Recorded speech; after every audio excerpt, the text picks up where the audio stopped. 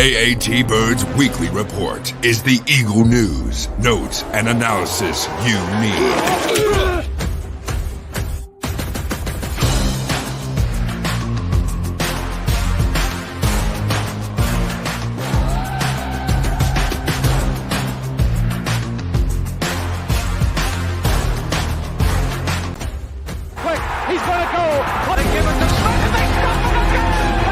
Go back.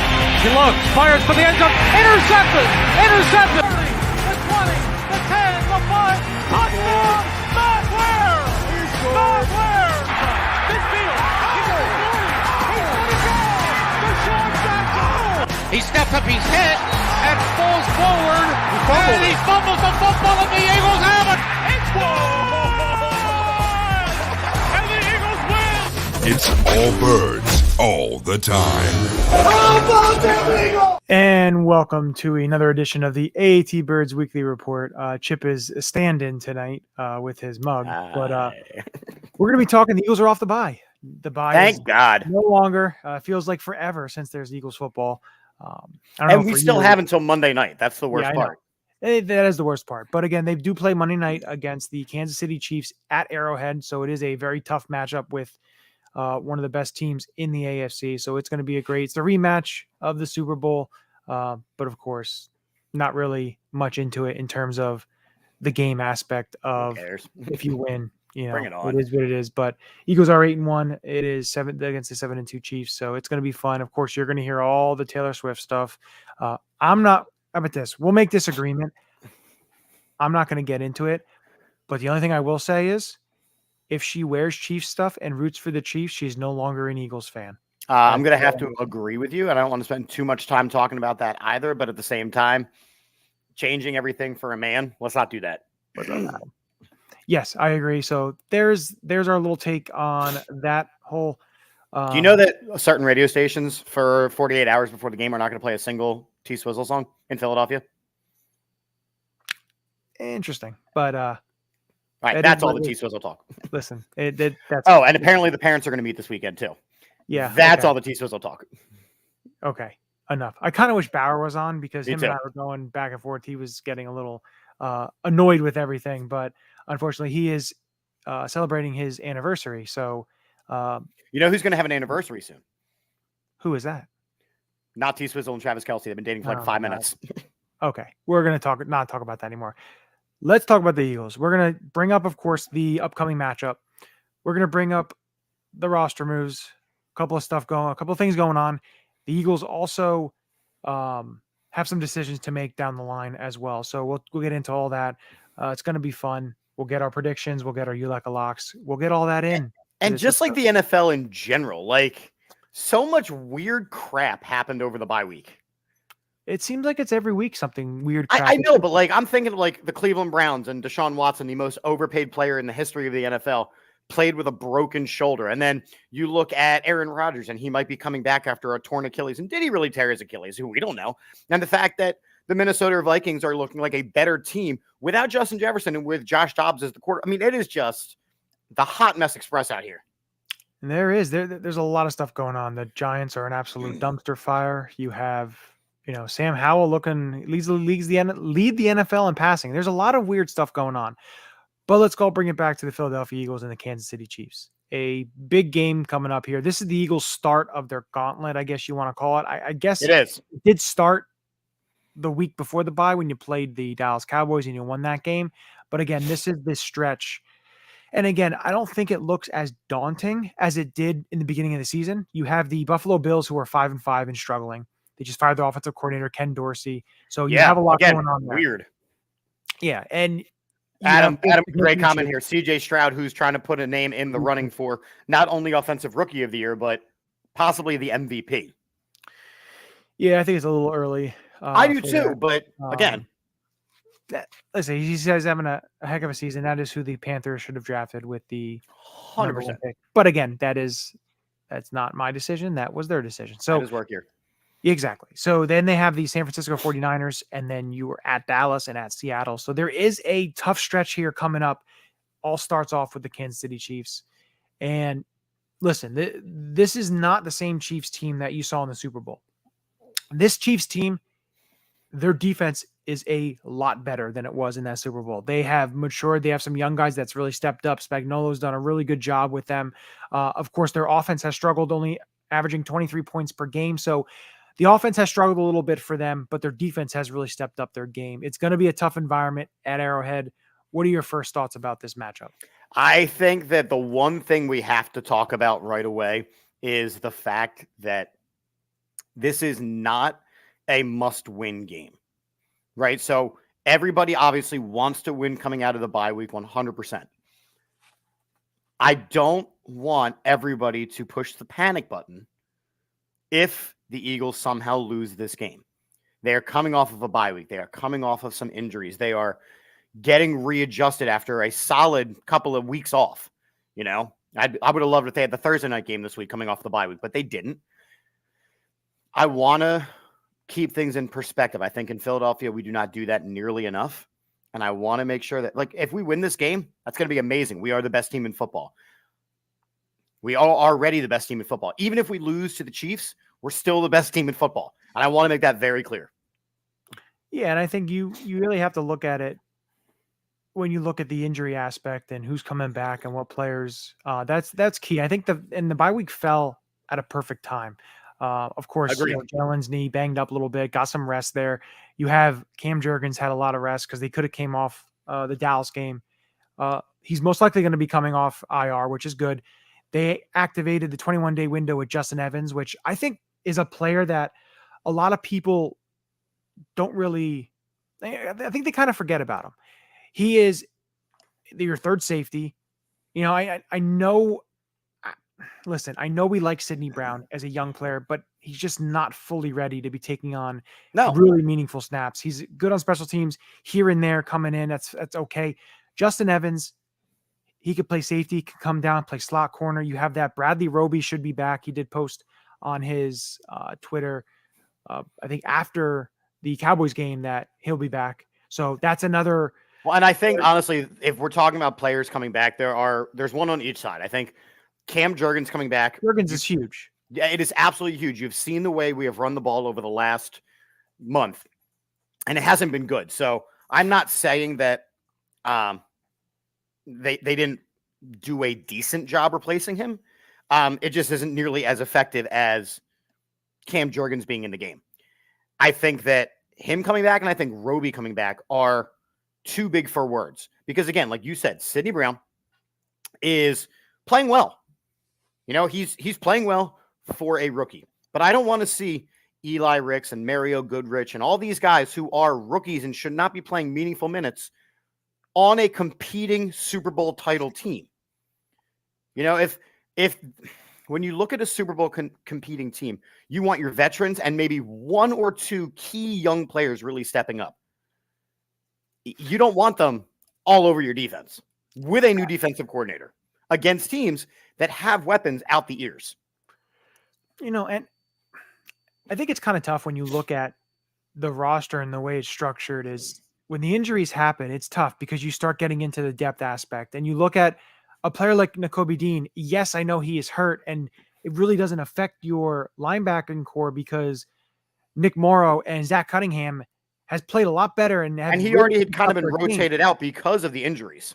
But I think the big thing about it is the depth aspect, because if one of those other guys go down, yes, Christian Ellis is back there, but he hasn't really played a whole heck of a lot. There's a position where I expect them to. Now they did look. That's what I was going to say. They bring in Anthony Barr for a workout, and I got very excited. I'm like, okay, they are addressing a position of need, and then very, very quickly, Anthony Barr got scooped up by the team that drafts him, and he stays right where he was going to be all along. So yeah, he stays, and I still think a veteran needs to be added.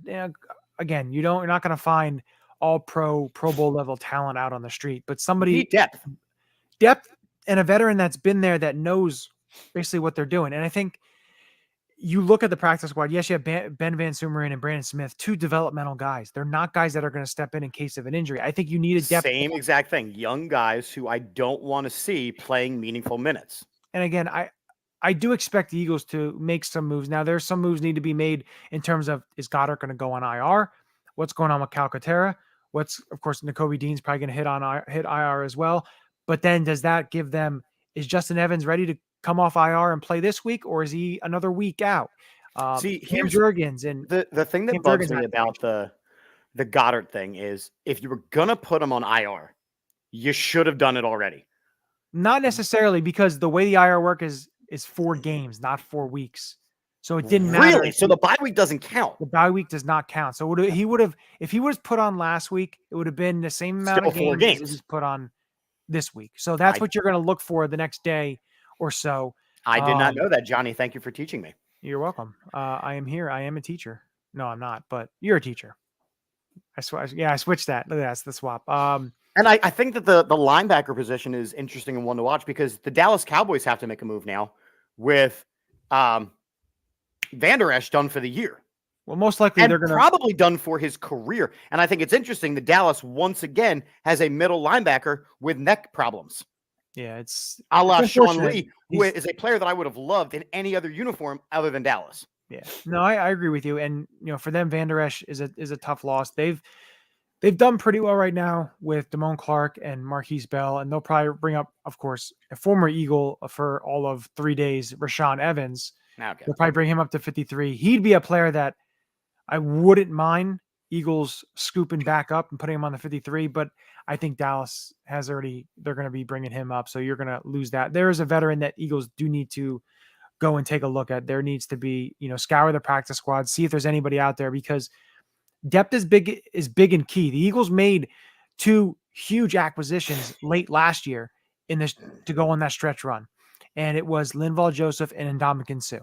And they made those decisions to sign those guys because of a depth and hole issue with the run game, with Jordan Davis coming back from a high ankle sprain. He wasn't fully healthy. Tui Pelotu going out for the season. There was depth that was lost, and they needed to, sign 2 players, and they signed 2 veterans. So again, you could definitely see that happening again. They did add Noah Togiai to the practice squad. I think that's just an insurance policy to the practice squad, just in case Calcaterra and or Goddard, depending on how long they're out, you have a third tight end there. And then they did sign Lecitus Smith, a guard/center, young guy who's drafted in 2022 by the Cardinals out of Virginia Tech, is a developmental guy on there. What was surprising was they did work out a veteran guard in Andrew Norwell. So maybe it's just something for the future in terms of if there's any more injuries, you can always go back on that. But there's a lot of happenings. I'm just kind of on a linebacker availability website. I don't know who's actually available, but it says Christian Kirksey is still available. I think he retired. But there you go. Melvin Ingram. It says this guy's still available. He's an edge rusher. It says outside linebacker on here. Kyle Van Noy, he says, is available. There are names, but again, I think the big thing here is they need depth. You know who's available? Nate Geary. Yeah, no, thank you. That's a hard pass, guys.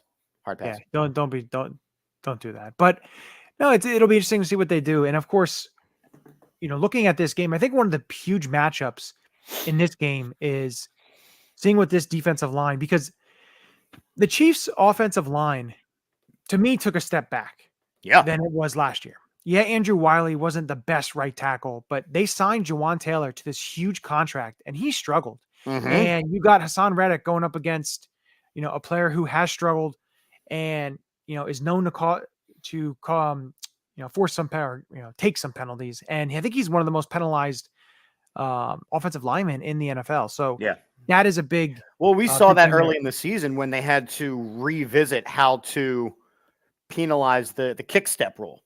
Yeah. Because on him alone, it was, how many? 8 or 9 in the game? Yeah, it was pretty bad. And I think another thing you look at, their left tackle, Donovan Smith, he was with the Tampa Bay Buccaneers for the longest time. Of course, they lost Orlando Brown to free agency, went to the Cincinnati Bengals.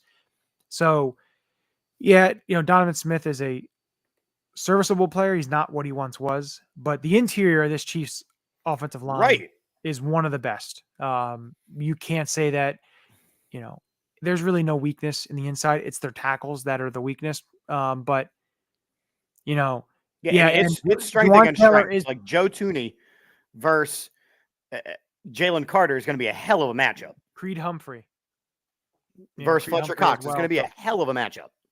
Yeah, and another thing is I looked at Jawan Haler, 11 penalties first, so Yeah. which is a lot of penalties. Um, you know, oh, I think you got sick from your little escapades over the weekend. I don't know what you're talking about. I'm just saying. People can do research, and I can always send some pictures of what we saw. But Listen, I did that- great. but no, I just look, and you can even look at the other side of the ball because Mhm. the Chiefs defense, yeah, they're not a lot of big name players. They do their job, They and scheme very well. I mean, that's the same thing with oh, the Eagles. absolutely. The Eagles have their big name players, just like the Chiefs do. And then they have players that do their damn job. No, and that's the huge part when you look at a team like the Chiefs. They do their job, and you have a guy like Chris Jones, who is one of the best interior players in the NFL. Yep. And the George Karlaftis, one of their young edge rushers, is really playing well. They got him in a good scheme. They figured it out. So they've got some good pieces on that defense. The one thing they like to play a lot of man defense. So something like that could benefit the Eagles in terms Right. of, hopefully able to run the ball, but also with Jalen, if Jalen's healthy enough to be able to escape the pocket. And if there's nobody on him spying or anything along the lines of that, being able to get bigger gains, him being able to run the ball. And if that's the case and they wind up switching and going to more of a zone, then it can open up for guys like Devontae and Julio and AJ Brown to be able to do some more things. What I'm very interested to see what they do in terms of scheme wise is with Dallas Goedert not there. Yep. How do they work basically the plays they'd give him? Do they give more to AJ? Do they bring in 2 running backs and run, Gainwell out? Do they actually use Rashad Penny as the size back that he is? It's going to be interesting. It will be interesting to see what running backs are active. I think that Adam's comment here, we answered last week. So we had Clay Harbor on last week, and we said that, can Julio Jones just play tight end? And Clay Harbor, again, former NFL tight end, said it's not an interchangeable position. So no. They're going to have to game plan around the fact that Goddard is out. But I think that, honestly, both offenses, the game plan should be the same. Quick throws, keep your quarterback upright, 1-2 looks at most. We know that if the Eagles defense cannot get to Patrick Mahomes, it's going to be a very long day. The same can be said about Jalen Hurts. If the Chiefs defense doesn't get a chance to hit Jalen Hurts, he has got a plethora of weapons that he can get the ball too quick and they can make plays. I think both teams need to have a very similar game plan on offense, which is 1-2 looks, 5 steps, five-step routes, screen passes, get the ball out of your quarterback's hand as quick as possible. Yeah, especially in a tough environment on a Monday night. So I think, that is a really good keys there. And it'll be interesting to see how much 11 personnel, 12 personnel, what do they do? Are we going to see some Alberto? Are we going to see him in the past? I think you have to almost. Listen, you have to mix it up. And of course it's going to be, and maybe it was nice the bye fell because, you're able to kind of scheme a little bit to kind of think of the ways you want to use this offense, how you want to use Julio, use him a little bit more, how you want to use Kenny and DeAndre. Maybe Alberto gets more snaps. Do you play more 11 personnel? Do you play some 12? What do you do with Stoll? What do you like? There's a lot of things that they're going to need to do and to kind of change it up with this offense with Goddard being out. But I think another thing that, with the bye, I think that's really helpful is a player like Kevin Byard getting that extra get him week. up to speed. Yes, getting that extra week to be able to, because communication is key. And we know that the communication in that secondary is huge because of the way they play zone defense, stuff like that. There needs to be a lot of communication, and these guys need to be on the same page. So I think that's another big thing that was good to have, is have Kevin Byard to, have that extra week, that bye week. And then now going back into this week, going into this Monday night showdown, to be able to get this guy back. And of course, like we mentioned, it's good to have Bradley Roby back to be able to man the slot. And, we'll see with the guys on IR coming off, like a Justin Evans, everything like that. Let's call this as honest as it is. This is 100% a Super Bowl preview. There is so much parity in the NFL right now, right? As you mentioned earlier, the Bills are not great. The Bengals are not great. The Broncos are now surging, even though they are not great. The Chiefs are good. The Ravens are good as long as Lamar Jackson plays good. The Browns occasionally are going to play okay. They actually might play better with Deshaun Watson now. There's so much parity in the AFC, and yet the Chiefs they always find a way to win. In the NFC side, the Eagles have found ways to win. The only game they lost was a look-ahead game. This is a Super Bowl preview. I would not be surprised if that's these two teams standing against each other in February for a rematch. Yeah, like the thing with the Chiefs they're a seasoned team. They know how to win. They're coming off of the Super Bowl. So, and the way the Eagles play, it's like you said, they find ways to win. And because they are also a seasoned team. No, they are a professional team. Listen, I think when you look at this Eagles team, and a lot of stuff is made, and a lot of people are talking about the 2022 Eagles and how it's different than this year, and they're comparing, contrasting both teams, both squads. But I just don't understand how the Eagles. Why do we have to do that? We're not Dallas. We don't have to live in the past. Well, I know, but I'm just saying. So what I don't understand is people seem to forget the games, the Arizona game, they won by 3 points. They didn't play very well. You know, they came out to an early lead. But they won. You have the Colts game. The Colts game was a game they should have lost. It was a terrible game. They won. But they won. The Chicago Bears game, another one. You know, they had multiple games. You know, the Giants game. The Giants game that Jalen had to come and play at the end of the year, they didn't play well at all. So, again, that's every season. I think that's one thing. You're not going to demolish every single team. It's tough to win a game in the NFL. We have seen that over and over again this entire season. It is tough to win a game in the NFL. It's about stacking W's. It's about keep winning and winning and winning, no matter how you win. Like you can be the 49ers and blow out the Jaguars, but they did lose 3 straight before that. So it's you can be the Patriots and win every single game and lose the Super Bowl to the Giants. That is true. That is very, very when true. all is said and done, it is about wins. No, you're right. It's all about the wins. That's how you move on in this league. And I'm seeing a lot of MVP talk and everything along the lines of that. Of course, Jalen is starting to get in that conversation again with what he's doing. And I believe I think I mentioned it on last podcast, but I had posted basically what Jalen's on pace for. Right. And I thought it was interesting because when you look at the numbers that he's, on pace to put up, over 4,400 passing yards, 28 passing touchdowns, over almost 600 rushing yards, and 13 rushing touchdowns. No quarterback has ever done that. So not Cam Newton, not Lamar Jackson, Randall, Vic, none of these quarterbacks has ever done that. And I think if you could even see, if you can get to that 30 pass touchdown mark and over 10 rushing touchdowns, that is a class that I'm not sure you're going to really see. So season ends today. Jalen Hurts does not win the MVP. Who wins it? CJ Stroud, for taking a team that was not supposed to win any games this year and single-handedly, or very, very few. They have a new coach. They had a new quarterback. They had real no-name players, and they've just been good. And he's put up just ridiculous numbers. I mean, his best receiver is like Tank Dell.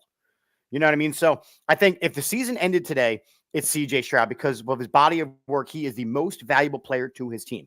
You look at the Eagles, there are a lot of other players on the team, and anyone can step up at any given moment, even if Jalen Hurts were to have a bad game. Now, you still have more games this season.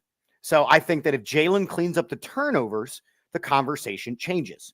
If he cleans up and even though not all of them are his fault, he's got to clean up the turnovers. That's why Jameis Winston was never in the MVP conversation because, yes, he threw a stupid amount of touchdowns, but his interceptions kept him out of the conversation. I think you have to keep that in mind. The turnovers are what is breaking him. So the bigger conversation is there anybody besides A.J. Brown that should be offensive player of the year? Possibly Tyreek Hill. Possibly. Tyreek Hill has over 2,000 receiving yards. I think you can still have him in the conversation to give him that. And your whole CJ Stroud thing, listen, I understand what he's doing, everything. They haven't played anybody. And when they did play someone, they lost. Agreed. But that's a situation where I'm not talking about wins. That is a situation where one guy is putting up astronomical numbers practically by himself. You're not going to give it to a rookie. I'm sorry. It's just not going to happen. It's just not going to happen. Listen, I'm okay with what you're saying. I'm saying if the season were to end today, luckily it doesn't. We have a couple weeks left. He would get some votes. Maybe he'd be in the top 5 conversation. But listen, let me see him play some good competition, which he will. I'd rather he didn't because he's now my fantasy quarterback. And I know Max is waiting for me to address the elephant in the room. I shan't until we're ready. Well, the thing with them is they don't really have that tough a schedule. Maybe their toughest defense they play is the Jets, which is a damn good defense. The fact that team is still in competition is absurd. Yeah, well, they need a quarterback, but that's for another show and another realm that we don't talk about. But to wrap it up before we get to the predictions and get to the Ulecka Locks, I want to bring up the whole Andy Reid, Nick Sirianni. And I feel like Eagles fans in general. Yep. Yes, you have this section in between, one rotten and one sweet, but then got sour. Of course, I'm talking Chip Kelly and Doug Peterson. Yep. I think the Eagles, Andy Reid did such a hell of a job with them. Yes, unfortunately, didn't get them to that promised land, didn't get them over the hump. So many tries, and unfortunately, didn't get there. And that was tough, of course, as you and I, right. We're not the same age, but we're close enough. It was tough childhood thing, seeing those losses, and it was right. Always a bridesmaid is never a bride. Yeah, exactly. And unfortunately, I think the way everything ended for Andy was the right time. It was the right time, though. It was the right time. He had lost the locker room. He had run his course. It was the right move. And you saw how quickly he got scooped up, which reinvigorated his career. Look, for me, Andy Reid is still the greatest coach in Eagles history. Until somebody passes his wins record and has the same accolades and NFC championship appearances and then wins a Super Bowl. Like, he's the best coach in Eagles history, which is great. He's on his pace to be the best coach in Chiefs history. And both things can be true. But I am now done wishing the best for Andy Reid. I am now done wishing the worst on Andy Reid. It's just, I'm not spending my time there because I think when we had Chip Kelly, we missed our ex-girlfriend. I think when we had Doug Peterson, it's like we got the Walmart version of our ex-girlfriend. Nick Sirianni is Gucci. He is Gucci, baby. Listen, I think it's time. The Eagles are winless against Andy Reid. It's time to get that win. It's time, and they can put his name up in our circle, right up here when he's all said and done, and he can be retired as the Chiefs' greatest coach. That's fine, but the links at the link need to be severed. Yeah, listen, I'm just like, see that little wordplay there? Yeah, I saw. I'm hopped up.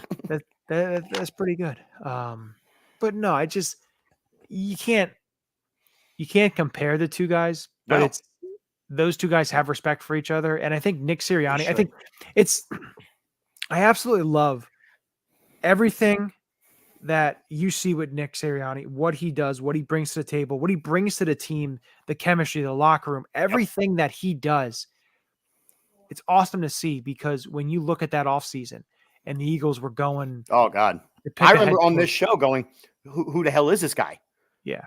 And listen, you had, of course, Josh McDaniels and Arthur Smith. Wow. And Talk about another guy who is getting paid to not coach in the NFL. Listen, luckily, Nick Sirianni was able to really push his point to Howie and Jeff and able to get him. And then, of course, he had the whole Flower story. And people were like, this guy doesn't know what he's doing. He's going to be out. And people wanted him fired after his first 5 games and all that stuff. It has been absolutely great to see. And I'm absolutely loving it. And I think Nick Sirianni has one of the best road records as well. I think he has the best road record the last couple of seasons. I think so too. Listen, he does such a great job, and I'm excited to see the second half of this season, where this team goes, what they do, how they improve themselves. And I think it's time to get into the predictions and the wonderful time and the great Ulecka Locks, because, that's what we're here for. It's time for the Ulecka Locks of the week. Who's your lock? And last week, we all came up with duds. Clay had the Jags covering 3-point spread versus San Fran. Well, that sure as hell did not happen. You had fire Bill Belichick. New England fires him. There was a lot of talk about it. I'll tell you what. Listen, you mentioned coaches running their course like Andy did. I think Belichick 100% run his course. This is the run its course type of thing. And now they are straight up just letting him finish out the season the same way they let Andy ride out his season, simply because of all he's accomplished. Yep. Which, listen, he's probably gonna get let go, but just not yet. So It'll be a mutual parting. You are still the New York Giants at 2-8. Love it. I had Bagent 2 touchdowns and a win. Well, didn't have any touchdowns. They did win, but it's still a loss. So I'm 5-5. Oh. So it brings us to week 11, and we will start with you, Chip. What is your Ulecka lock? I'm going to go Jalen Hurts has more all-purpose yards, whether that's passing and rushing, than Patrick Mahomes. All-purpose yards than Mahomes. I am going Taylor Swift will be there, of course, and she will be wearing Chiefs gear and cheering for the Chiefs. But I couldn't do the thing with the Jets and the Giants in MetLife. No. Because, listen. You just took an easy one. I at least put thought into mine. I did put thought. You want me to give 2 of them for you? No, but I will I'll tell you what. You will, because I'm behind. Let's play double or nothing. Go ahead. If she breaks out the Mama Kelsey jersey, which is a split Chiefs and Eagles jersey, okay, then you lose double. Well, she's probably going to, because that's make your easy pick worth it, dude. Listen, it's not an easy pick, because if you're a real fan, then well, we'll see. I don't know. She's splitting her allegiance. Now, the game is in Kansas City, so she can get away with it. She would have to split it if she was here. I agree. We'll talk about it. Taylor Swift in the corner over here says that she has to split it anyway. Gang. Can I say this? No. Taylor Swift's music is terrible. I like old Tay-Tay. I think it's terrible. I like country Tay-Tay. No. Sorry. Awful. I'm going to keep saying it too. So now gives us to the prediction portion of this show before we wrap it up. I'm going to start it off, since I let Chip, you start the Ulecka Locks. Let you ponder your thoughts, clear your throat a little bit. It's going to be a tough game. Monday night, Eagles had the bye. Of course, Andy Reid has had the bye. Andy Reid is 21-3. Yep. And Nick Sirianni, I believe, is 2-1. He's won his last 2 off the bye after getting some advice from Andy Reid. Which means getting the advice from Andy Reid is going to backfire for Andy Reid, because the Eagles are going to come into Arrowhead. It's going to be a tough game. It's going to be a field goal game. Jake Elliott is going to come through with a 47-yard game-winning field goal, and the Eagles will take it 27-24. Okay. So, because I've just been wrong a lot of the ways, I'm going to trust the weather. In Kansas City on Monday night, there is a chance of rain, mostly cloudy with a high near 49. So the weather should not play a factor. The weather's wrong all the time. So the weather should not play a factor. And because of that, I think it will be a very high-scoring affair. and I think I have the Eagles winning 38-31. Man, you don't think the Chiefs defense will be able to contain this Eagles offense? Should be fun. But with that, and of course, Adam's saying Eagles 30. Adam is usually pretty accurate, which is funny. Versus score at the Super Bowl, but no, it should be fun. We'll see. I feel like Adam has like a time machine somewhere. You know what? He may, and if he does, I'd like some lottery numbers. So yeah, we can, please. You know, yeah, please, right. But no, of course, unfortunately, we have a Sundayless Eagles football slate with, just have it this. Just enjoy the games. Maybe we'll see some upsets. We'll see what happens. There's always seem to be upsets every week. At least we get a good Thursday night game with the Bengals and the Baltimore Ravens. So that should at least be pretty good. The Sunday night game isn't very good. But again, the Broncos-Vikings. Apparently now it's a good game.